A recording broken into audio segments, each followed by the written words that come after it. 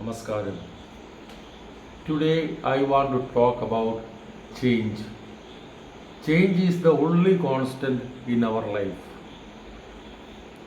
In this continuous flow of life, we are facing many things.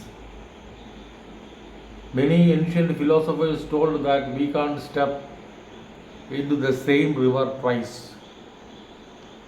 So many quotes are on there on this change. Why change is constant? Because it is a continuous flow. Our relationships change, career shift, beliefs mature. All these are changes. But change is as itself is a constant thing. And in this change, we must not fear. We have to embrace change because by embracing change, we are eradicating or eliminating the past because past makes us more and more stressful.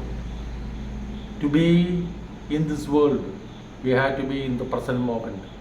So, go with the change and as it has a continuous flow. Thank you.